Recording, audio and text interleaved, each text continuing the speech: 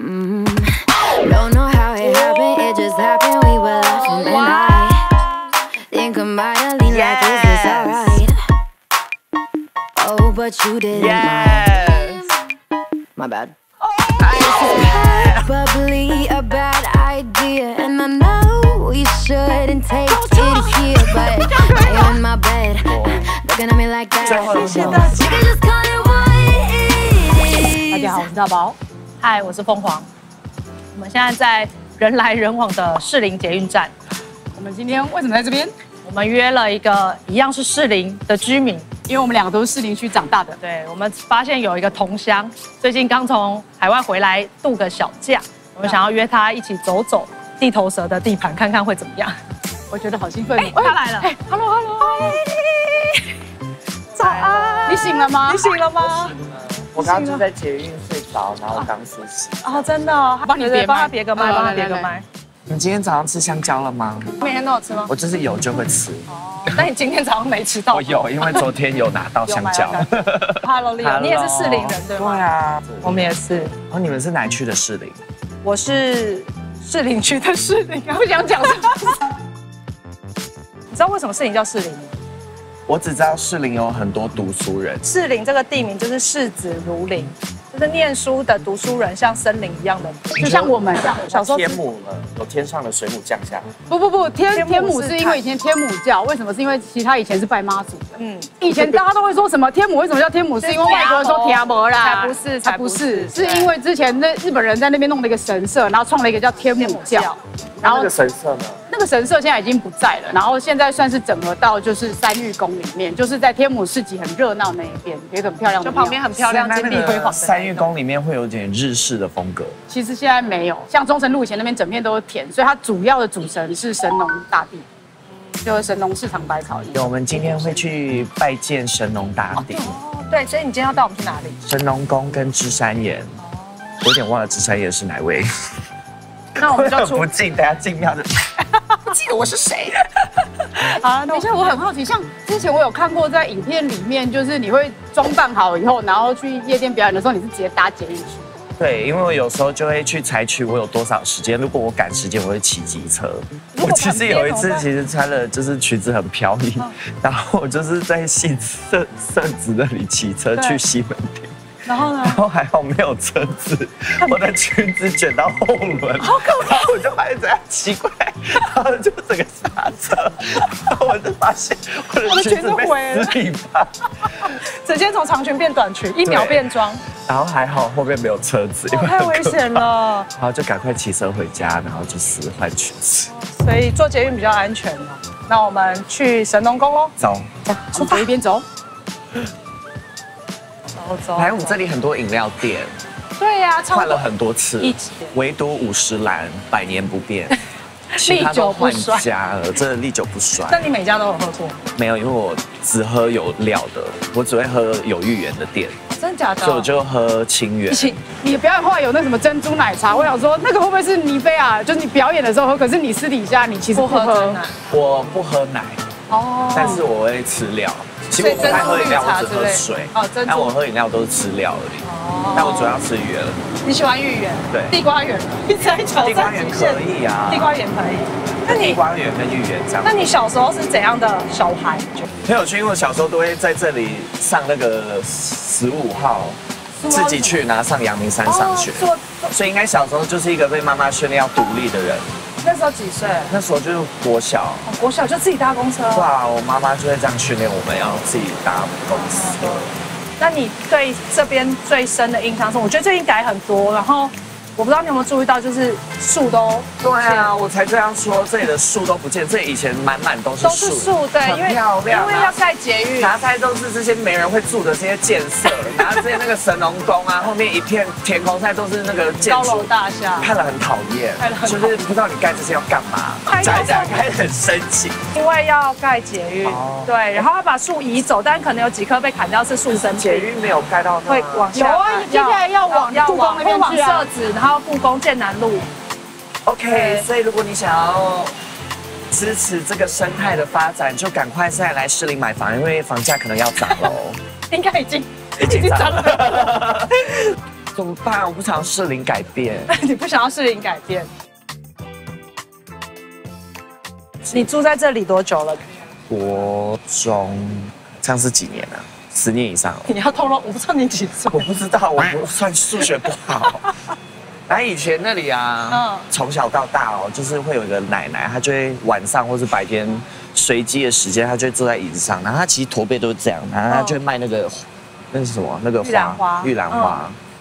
然后我就是这个月走一走，路过，然后发现她还在，我想说她竟然还在，不知道就是看到那个画面，就是一种讲不起来的情绪，是一种既感伤，但是又好像又是一个小时候的回忆还存在的感觉。像刚刚路过那位也是小时候的记忆哦，就是有一年跨年，就是给他的一杯香槟，不知道为什么。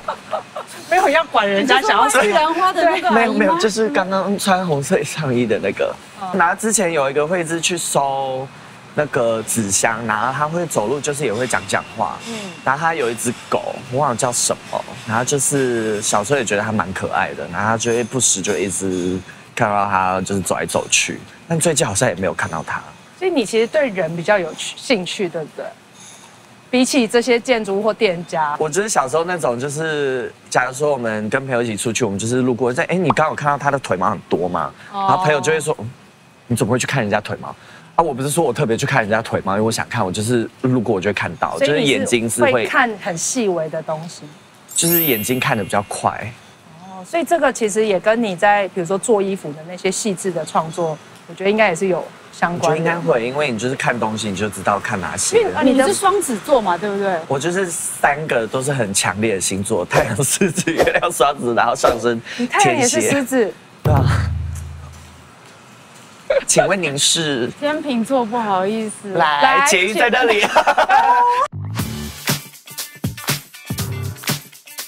我一直很想要问，就是尼菲亚这名字你是怎么取出来的？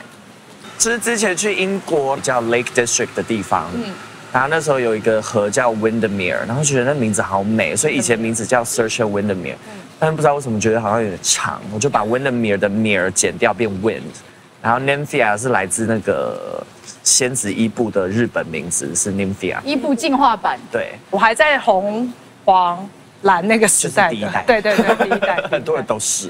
然后对啊，就是尼菲亚，它是一个精灵系的宝可梦，然后就觉得它很可爱，然后就是很多蝴蝶结，然后就是飞来飞去。然后 Wind 就是随风而飘，然后就是很透明，但是却很有力量的一个东西。我还记得之前新闻不是有一次台风来，拿那个信箱，那个红色、绿色那个叫什么？信箱油桶歪掉，被歪掉那个吗？你还记得？就是风怎么可能把一个铁是柱子明明就这么粗，还把它吹倒？就是一个无形但却很有力量。那你的风，你在中文你会写成 crazy 的那个风？因为我刚好表演性质也蛮疯的，所以就是疯就转成疯子的疯。所以就是精灵跟风是你很向往的一个形象。但我想要分享一下，我小时候都会这样子，就每次就会挑战。你过得去吗？就是回家的路上，然后就是要一直这样跳过去，然后就是走这整段。你就会这样一路这样跳回去。然后有些格就是太大，我就跳不过去，就用走的。哪一次很喜欢士林那种很多小路，然后走起来就是他们这些房子就会很乱很丑，然后但是他们会拼拼凑凑变成一个很神隐少女里面山里面的那种对层层叠叠的房子，对层层叠叠的感觉，就很像一个城市山洞。所以虽然丑，但你觉得很漂亮。对啊，这就是台湾的特色嘛。白水。因为我觉得其实房子会反映就是你这个社会的感觉嘛，就会觉得台湾就很强，就会很多拼凑感。就是庙宇文化，就是为什么庙会出现裸女在那边跳钢管，就是很多这种强的事情。我觉得台湾人这方面好像有某种程度的创意跟包容度。对，因为我记得你之前在那个有带封家的人在庙前面做一个就是变装的表演，对啊，然后你也把这个庙宇文化带到了奥运的舞台上，就会觉得你其实很喜欢庙宇文化，对吗？对啊，我喜欢混搭，就是把一些想不起来的连结把它连起来，这样子。们要转弯喽，火车转弯，小心车子。对，真的好多。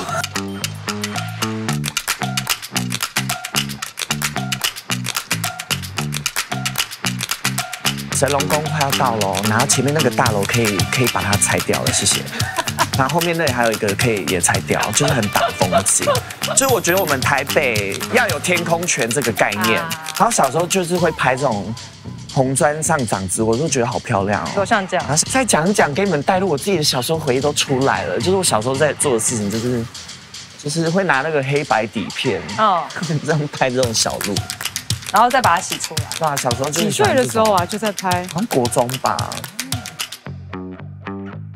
来，我们介绍一下我们的复古的冰啊，古早味。一下不喜欢这种地方倒。他问我，他说他是警察局。警察局不会乱打给你吧？对，这你们太多了，这样搞卡。很好吃，柠檬好好吃哦。而且是海鲜炸。来，我们来到了我们的神农宫哦。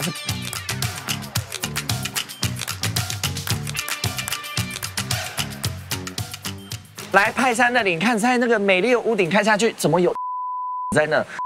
有点难听。我不好意思这样说，我不是，就是很破坏那个画面，我就觉得很讨厌。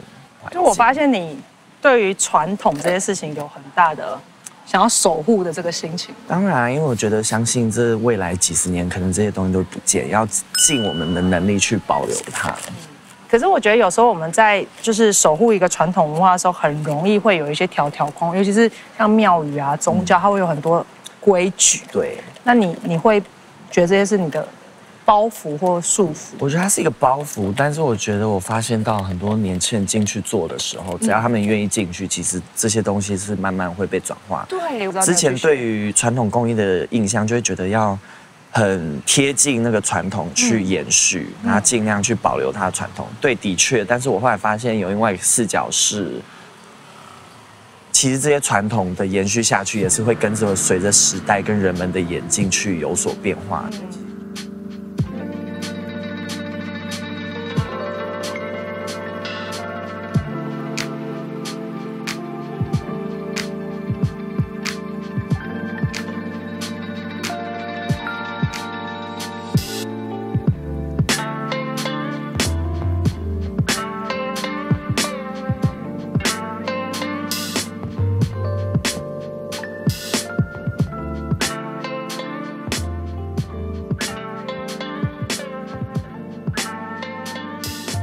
他们那个天窗其实是可以移动的，所以有时候也是会是完全打开。那可以开哦。你看多有设计感，所以你可以感受到这个庙的品味跟感觉。我看你刚刚有跟里面的工作人员打招呼，你跟他们很熟。哦，就是第一次我来这里拍照，他就是聊了一下天，他也是在做京剧化妆的，然后我们就聊了一下。为什么从他嘴巴讲出来都觉得士林人真的是卧虎藏龙、人才济济？就走进一个庙呢，哦，这个是做京剧化妆的，然后这个是造型师做的那个头冠，然后这个是什么？就是也去了花莲跟台东学传统工艺，真的大家都卧虎藏龙。跟那些老人家聊天，就是他们就会讲一些他们以前在海里捞海鲜的故事啊，等等。就是说以前很多鱼呢，现在就很少了。然后就觉得哇，就是其实人有很多故事可以讲，然后你就会可以看到一个以前的生活的感觉。小时候就会一种觉得传统工艺要流失，就觉得很可惜，然后会有一种很忧伤的感觉。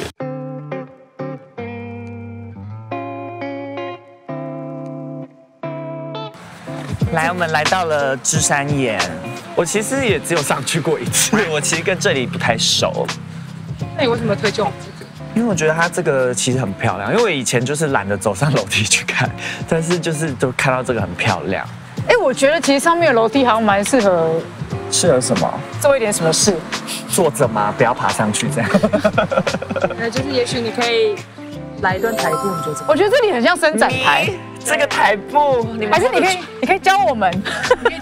你们有想走哦？台湾之光教一下嘛。哎，经纪人在哪？那个要收费哦。我可以走高冷风吗？不行，好，那你走高冷风，哪里走活泼风？好了，来。好吗？老师。Clothes are scattered all over the room.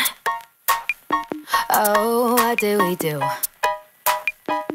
Don't know how it happened, it just happened. We were laughing and I think I might have leaned like, is this alright? Oh, but you didn't mind. My bad. Probably a bad idea, and I know we shouldn't take things here, but in my bed, looking at me like that. 谢谢大家。嗨，大家好，我们就是魔术的变到咖啡厅里面。那你觉得我们刚才伸展台动得好？你可以评价一下吗？他没有，老师没有，老师觉得老师无言了。没有，可能你们也还不习惯，就是这么大胆的放射自己。但我也是因为知道尼菲亚的状态是什么，就是知道要进入到什么样的姿态里面把它唤醒出来。啊，就是用想象的，就是哦，我现在是尼菲亚这样子。那你当初是怎么建构出尼菲亚？我觉得我就是一个应该有 bipolar 的一个人，就是我觉得我既外向又内向，主要是内向，然后外向的东西会出来的时候，是我比较熟悉环境跟人才会比较外向。但是有了尼菲亚，就是那个外向部分的比例注入的更多，比例会有点不一样。我懂，因为我其实也是内向的人。但我觉得变装有趣的是，你知道你可以做到什么，然后你就可以把那些很有自信的状态，偶尔搬来自己的现实生活去运用。所以说，这两个角色对你来说是可以很自由的游走吗？可以啊，因为都是从我自己发出来的。像刚刚就是要进入角色啊，我平常也不会这么3八这边。是吧？我觉得今天下午还我觉得有一种困惑。刚刚沿路走的时候，其实也是3八，也是。我今天就真的很想要就请教老师，因为我觉得不晓得，可能是亚洲人的教育的关系，一直会有那种很害怕被看见的那种心情，害怕展现自己。所以，例如说像刚才要走那个楼梯、走那个伸展台的时候，就会有一种哈，我没有做过这种事情，好像也没有人教过我怎么做，就是会想要去找那个唯一的答案，但是怎么去克服这件事啊？你刚讲的我也是很懂，因为我觉得我其实也是这样的人，就是会觉得不想被看见，但有时候又会在那个状态或心情对，也其实很想被看见，就是在那两者之中徘徊。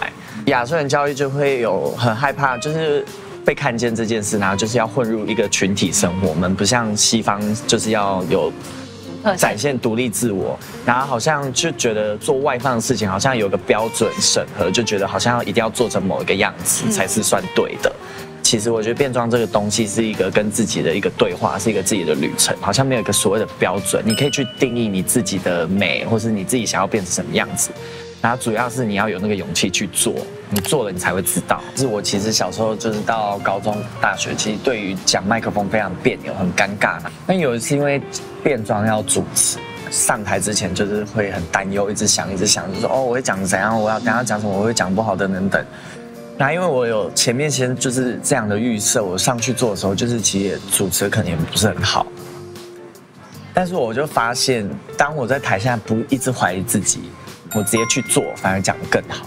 就像假如说你今天要去跳一个河，你要把你全身的力气都投注在那个跳河这个过程中，你要完全相信跳得过去，你就会跳得过去。但当你有一丝怀疑，你就会哦，我等下脚要是要怎样跳会比较好，左脚先还右脚先，对，然后你就会跌倒啊。所以我就是觉得你做什么事情都要有那样的专注力跟信念，就是直接去做。我很羡慕，因为我觉得你给我找到2个不一样的性别气质，然后你都是喜欢的。像我可能就会觉得，我也想要变得很漂亮，可是我觉得我扮很 girly 的时候，我好像找不到那个我很漂亮的那个样子要长什么样。因为我觉得每个人阴阳多多少少都一定有，只是比例的问题。然后我觉得社会也定义说我们阳长什么样子，女长什么样子。我觉得不一定说你要留一头长发才能算阴。但是我觉得它是一种内心的心理状态，就是你可能有时候今天早上起来就会觉得，我今天好像特别美，就是比较柔和一点吧，或是你面对任何态度啊，做任何事，你有时候会需要以一个很阳刚的角度去才有办法执行啊，或者你有时候想要试一个比较阴柔的方式，对啊。然后像我妈，我觉得因为她是单亲母亲嘛，小时候我记得我就是说。我好像要叫你爸爸跟妈妈就一起叫，因为我觉得他要套用一个比较阳刚的一种气质去出去外面工作赚钱养小孩的这种才办得到嘛，所以他就是要兼任阳刚与阴柔的部分。